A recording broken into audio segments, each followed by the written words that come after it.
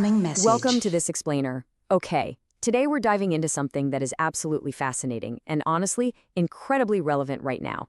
We're looking at the anatomy of a mind trap. Specifically, we're going to unpack how apocalyptic thinking, that feeling that we're locked in some final world-ending battle, completely shapes our modern political reality.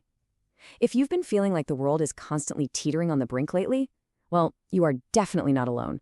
There's actually a deep psychological and historical architecture behind exactly why we feel that way. So I want you to just think about this question for a second. Why does everyday political discourse right now feel so utterly extreme? If you're feeling exhausted by modern polarization, it's probably because almost every debate is framed as this literal life-or-death battle for the future of humanity. And the danger of this binary framing is profound. It actively warps our collective perception of our political opponents, right? It paints them not as neighbors who just have differing views, but as absolute enemies. We're going to unpack exactly why this happens, how our brains are literally being hijacked, and, most importantly, how we can break free. All right, here's our roadmap for today. We'll start with the cosmic warfare myth. Look at the psychology of binary splitting, discuss corrupting religion and institutions, connect all that to technology and cognitive warfare, and then wrap it up with a workshop on countering apocalyptic traps. Section 1, the cosmic warfare myth, ancient roots of modern conflict. This all really begins with a concept outlined by the Baylor Institute for Faith and Learning. It's called the cosmic warfare myth. Basically, this is a paradigm that portrays the world as this vast, sweeping battlefield. On one side, you have absolute good, on the other, absolute evil. No in between. The real danger here is that adopting this worldview forces people to see the world purely in these absolute categories. When believers internalize this, they stop seeing themselves as just everyday citizens. Instead, they start seeing themselves as divine warriors fighting on the side of the light. And, this myth is incredibly powerful because it offers a comforting illusion of absolute certainty in very chaotic times. This perfectly illustrates how apocalyptic imagination has evolved over time. Look at how early apocalyptic writings from the Second Temple period, around 515 BC, which, by the way, were originally meant to just offer hope to persecuted groups, how those directly influenced our modern concepts of cosmic warfare. Fast forward to 1376, and it's literally fueling the peasants' revolt in the Middle Ages. But it doesn't just stop with history. By 1994, it morphs into modern secular conspiracies like Project Bluebeam. And today, it's actively being weaponized in what military strategists call modern cognitive warfare. So the technology completely changes, but that underlying myth stays exactly the same. Section 2. Psychology of binary splitting, the anatomy of the mind trap. Okay, the really crucial point here is understanding a psychological mechanism called splitting. This cognitive splitting mechanism traps us into rigid, deeply harmful political binary thinking. See, when life gets too complex or just too painful, the human brain violently divides reality into absolute categories of good and evil. We project flawless goodness onto our own group and total, unredeemable evil onto anyone who opposes us. It's a dangerous illusion of simplicity, and honestly, it completely poisons our entire political process. I really want to highlight this quote from scholar Martin Marty. The killing dimension of religion is an interfaith phenomenon. It is absolutely crucial to note that this cognitive trap spans across all belief systems. Plus, when we compare ancient apocalyptic myths with contemporary secular revolutionary ideologies, we find that secular groups use the exact same mechanisms. Whenever any movement, religious or secular, it doesn't matter, believes they are fighting a cosmic evil, the rules of ordinary morality are just completely thrown out the window. And the long-term emotional toll of this constant exposure to apocalyptic rhetoric, it's staggering. Splitting directly dehumanizes our adversaries. It actively erodes individual empathy. I mean, think about it. If you genuinely believe the person across the aisle from you is an agent of absolute destruction, rational conflict resolution isn't just difficult, it becomes totally impossible. This mindset actively damages social cohesion and community trust across global institutions, essentially breaking down the very foundation of a functioning society. Section 3. Corrupting religion and institutions, weaponizing the end times. Religious scholar Charles Kimball identifies some very specific warning signs for when corrupt religious movements start manipulating apocalyptic theology to justify violence and control. They contrast an idealized version of themselves against the flaws of everyone else. They demand blind obedience. They'll claim to have privileged communication from God. And they even try to force God's hand by manipulating apocalyptic timelines, trying to rush the end of the world.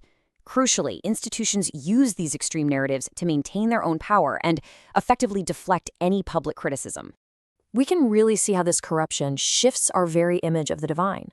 On one hand, we have the violent cosmic warrior myth. This is often popularized in modern media. Think of things like the Left Behind series, where a stern, emotionless figure commands the graphic annihilation of enemies. But contrast that with the historical, nonviolent teachings of Jesus from the Sermon on the Mount. That emphasizes non-resistance, boundless compassion, mercy, and actively loving your enemies. Reclaiming this nonviolent model is actually a powerful historical tool for countering the extreme dualism of cosmic warfare. Section 4, Technology and Cognitive Warfare, Accelerating the Narrative. Check this out. A Rand Corporation report detailing Chinese next-generation psychological warfare frames the human brain itself, what they call the cognitive domain, as the ultimate, brand-new battlefield. The goal of modern warfare isn't necessarily just physical destruction anymore. It's actually about winning the war inside your head. Let's look at how this builds into military doctrine. Strategists are actively seeking what they call command of the mind. Modern technology and psychological warfare tools actively accelerate these apocalyptic narratives to degrade your decision-making abilities, weaken the public's will to fight, and induce widespread social chaos. By flooding the public with terrifying end-of-the-world rhetoric, they essentially paralyze our ability to process information rationally. The tools they're developing to do this are just staggering. We are talking about intelligent deepfakes and manipulated videos that look entirely real, alongside AI-driven perception manipulation. The Rand report even mentions subliminal emotional response indicators, literally using specific sound frequencies to induce fear, and spreading massive disinformation to completely destroy the credibility of leaders.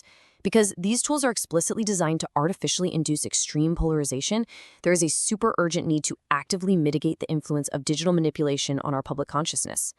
To understand just how deeply these technological fears run in our collective psyche, we can look at Project Bluebeam. This was a 1994 conspiracy theory, claiming that a secretive elite would use massive holographic projections and mind control ways to fake a worldwide religious event, like a technologically induced second coming. Now, while it's definitely a fringe conspiracy, it perfectly illustrates the profound modern anxiety we have about eroding authority, rapid technological changes, and that lingering dread that our reality is being covertly manipulated. We really have to connect the dots here. Whether it's foreign state actors running cognitive warfare or domestic institutions just clinging to authority, creating a sense of apocalyptic doom is highly effective. Why? Because when people are terrified that the world is ending, they stop holding their leaders accountable. Leaders weaponize these extreme apocalyptic narratives to deflect public criticism of their institutions and firmly consolidate their own power. Section 5, Workshop, Countering Apocalyptic Traps, Reclaiming Rational Discourse. Here is a practical workshop guide for identifying and countering polarizing digital content in your daily discourse. Step 1.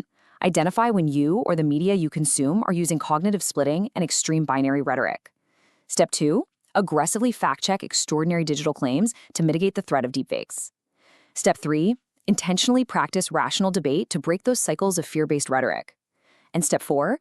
Consciously choose empathetic, inclusive dialogue over fear-based escalation. As apocalyptic narratives heavily erode civil discourse and rational debate in modern society, there is a profound psychological necessity to move toward more empathetic and inclusive rhetoric. Authentic discourse engages the intellect. To restore our communities, we must step away from violent splitting and consciously practice compassionate, humble rhetoric. We literally have to overcome our inner dualism to actually resolve social conflicts rationally.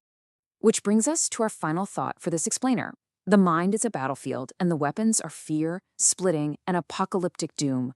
So I leave you with this. Will you let cognitive warfare split your reality into absolute enemies? Or will you do the incredibly complex, brave work of choosing empathy and rational dialogue? Thank you so much for joining me today, and keep questioning the narrative.